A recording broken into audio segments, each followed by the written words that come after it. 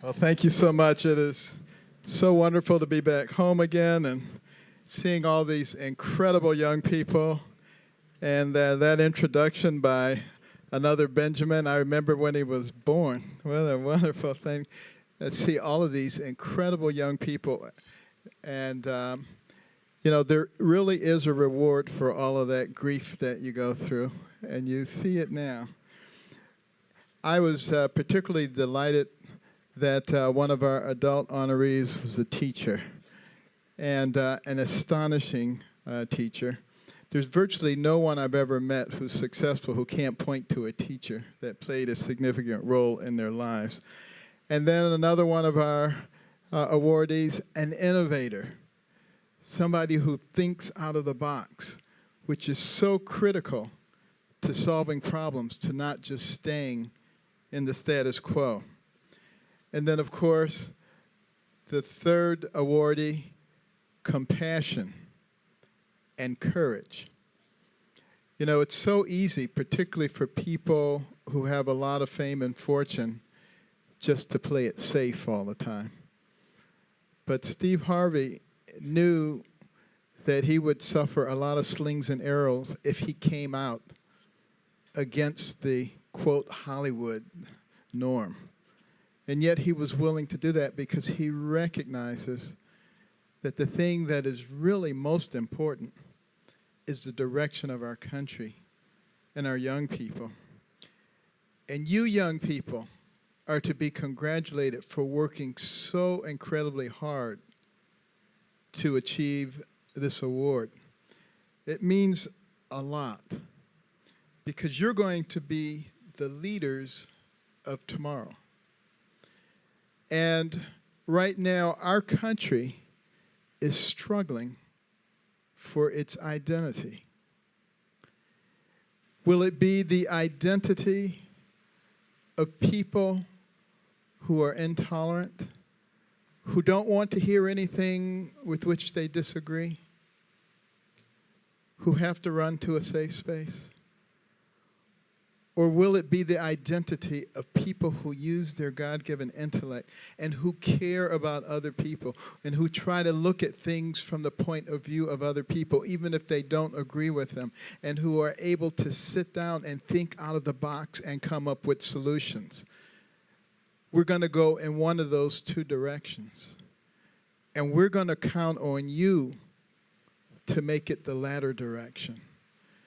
Because if we go in the other direction, all it will lead to is discord and strife and hatred, division, the things that have destroyed multiple pinnacle nations before us. That's why it is so important to all of us that you succeed and that you make your presence known wherever you are, and that you stand up with courage and conviction and talk about what is right, what is just, what is fair, to speak up for those who frequently cannot speak up for themselves, because you can then change minds. You know, I was recently at a place where they were going to build a shelter for people with AIDS. And the people in the community, no, we don't want those people in our community. It was just so ruckus, a lot of ruckus. But it was built.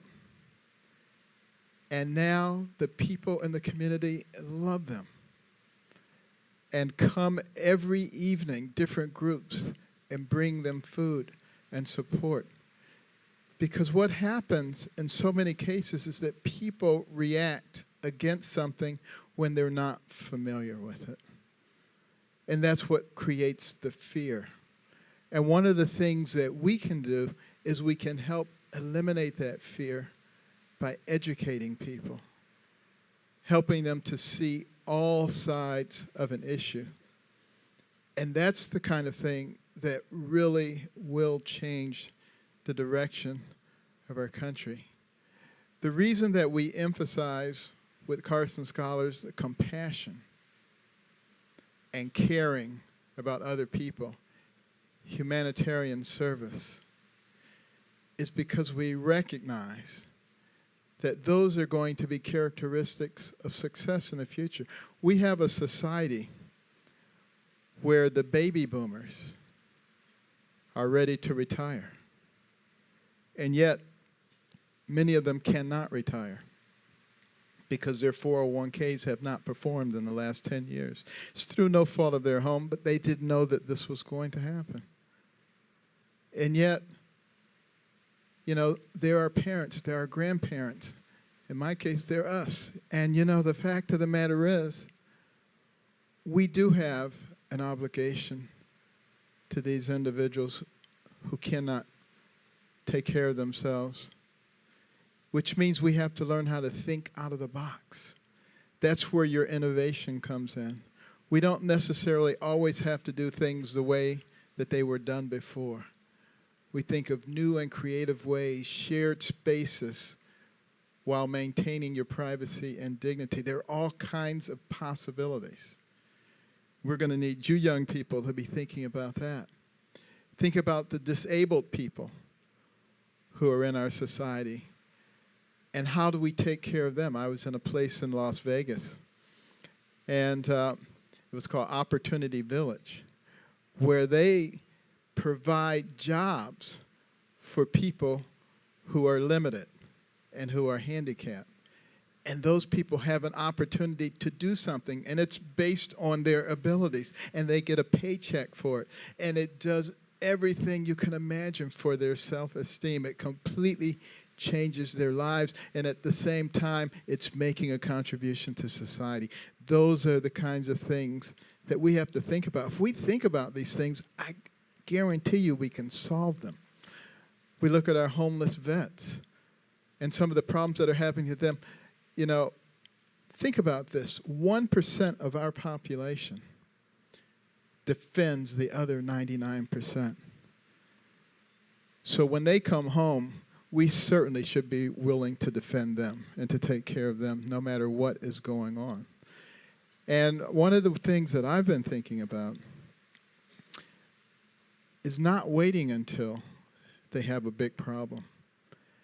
But why not assign a support group to them the day that they sign up for the volunteer armed forces? And you know, that support group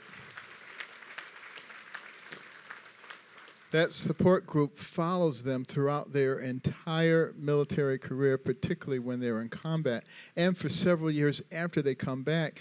That way, you have early warning if something is going on.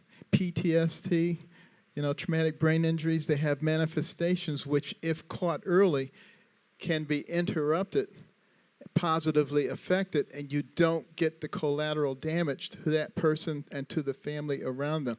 But you have to think proactively. It costs us less money, actually. And just about all of the problems that we have cost us less money if we act proactively and we look at things in a holistic manner and just don't take one little spot and deal with that. And then we also have to deal with our values. You know, there was a Brookings Institution study on poverty, very big study.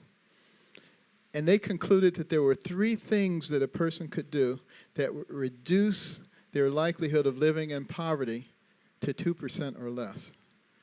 So that ought to really perk our ears up. What are those 3 things? Graduate from high school, number 1. Number 2, get married. And number 3, wait until you're married to have children.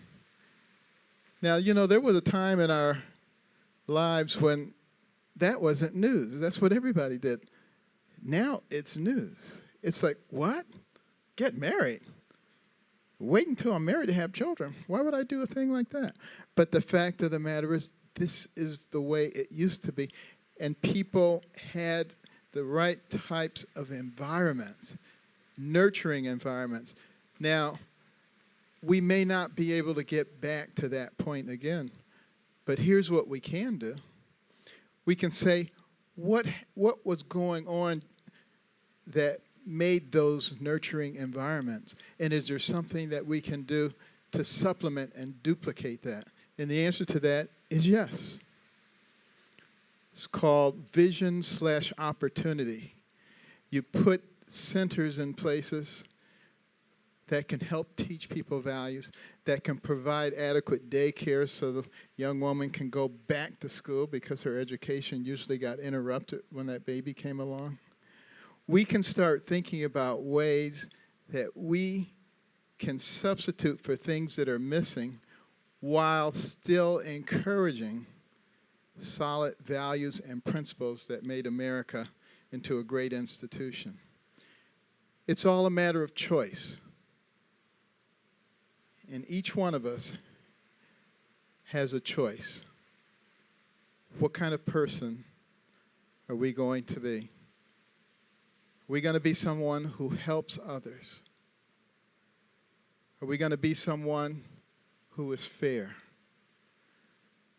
Are we going to be someone who coddles people and makes them dependent? Are we going to be somebody who provides a mechanism whereby people can become strong and independent? This is our choice. It's up to us. And lastly, are we going to understand who we are as a nation? Is it going to matter to us the sacrifices that all of those people made who came before us in order that we could thrive, in order that we could be successful? Will we be the facilitators of one nation under God, indivisible, with liberty and justice for all? Thank you and congratulations.